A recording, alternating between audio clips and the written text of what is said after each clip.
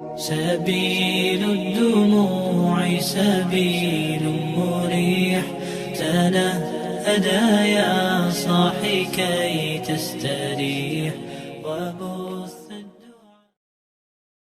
Bismillahirrahmanirrahim. Assalamualaikum warahmatullahi wabarakatuh. Innal hamdalillah nahmaduhu wa nasta'inuhu wa nastaghfiruh wa na'udzu billahi min sururi anfusina wa min sayyiati a'malina. May yahdihillahu fala mudhillalah wa may yudlil fala hadiyalah. Asyhadu an la ilaha illallah wa asyhadu anna Muhammadan abduhu wa rasuluh. Saya masih akan meneruskan pembacaan kitab Fadilah Amal di bagian kitab kisah-kisah sahabat di babnya yang ke-10. Semangat kaum wanita dalam mengamalkan agama di bagian sekilas tentang anak-anak baginda Rasulullah Sallallahu Alaihi Wasallam. Anaknya yang kelima, Sayyidatina Ruqayyah radhiyallahu anha. Sayyidatina Ruqayyah radhiyallahu anha adalah putri baginda Rasulullah Sallallahu Alaihi Wasallam yang kedua. Ia lahir 3 tahun setelah Sayyidatina Zainab radhiyallahu anha. Ketika itu baginda Rasulullah Sallallahu Alaihi Wasallam berumur 33 tahun. Sebagian ahli sejarah menulis bahwa Sayyidatina Ruqayyah radhiyallahu anha lebih tua daripada Sayyidatina Zainab radhiyallahu anha. Tetapi yang benar Sayyidatina Ruqayyah radhiyallahu anha adik Sayyidatina Zainab radhiyallahu anha. Ia telah menikah dengan Utbah, anak Abu Lahab, paman baginda Nabi Shallallahu Alaihi Wasallam.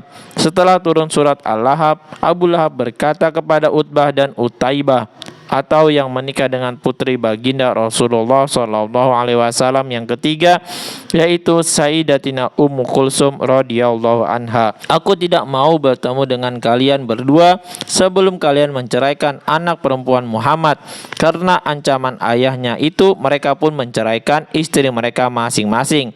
Mereka berdua telah dinikahkan ketika masih anak-anak dan belum sempat berkumpul.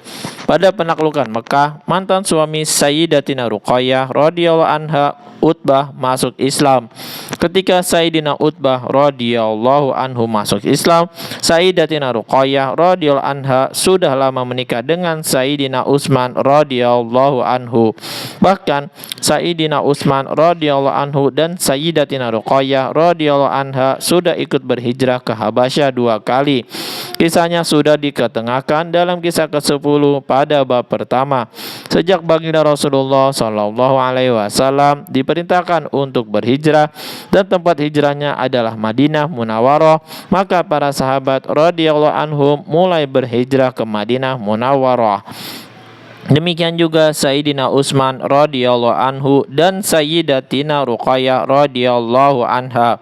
Keduanya tiba di Madinah sebelum baginda Rasulullah sallallahu alaihi wasallam datang. 2 tahun setelah baginda Nabi Shallallahu Alaihi Wasallam hijrah, saat akan perang Badar, Sayyidatina Ruqayyah radhiyallahu anha sakit. Oleh karena itu, baginda Nabi Shallallahu Alaihi Wasallam memerintah Sayyidina Utsman radhiyallahu anhu tinggal di Madinah untuk menjaga Sayyidatina Ruqayyah radhiyallahu anha. Ketika kabar gembira mengenai kemenangan kaum muslimin di Badar sampai ke Madinah, saat itu kaum muslimin yang tinggal di Madinah baru kembali dari mengebumikan jenazah Sayyidatina Ruqayyah radhiyallahu anha. Karena alasan itulah maka baginda Rasulullah Shallallahu Alaihi Wasallam tidak dapat menyertai pengebumian tersebut. Sayyidatina Ruqayyah radhiyallahu anha belum sempat tinggal serumah dengan suaminya yang pertama, jadi ia belum mempunyai anak.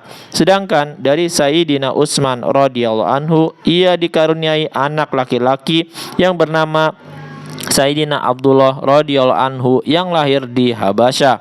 Sayyidina Abdullah radhiyallahu anhu masih hidup selepas ibunya meninggal dunia. Ia meninggal dunia di usia 6 tahun pada tahun ke-4 Hijriyah. Sebagian riwayat menulis ia telah meninggal dunia setahun sebelum ibunya wafat.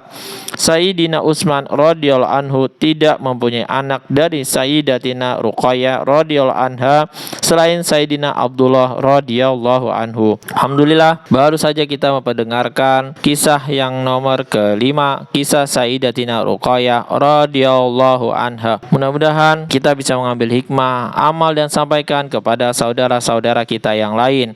Subhanakallahumma wa bihamdika asyhadu alla ilaha illa anta astaghfiruka wa atubu ilaik. Wassalamualaikum warahmatullahi wabarakatuh. سبيل الدموع سبيل مريح تنهدى يا صاحي كي تستريح وبث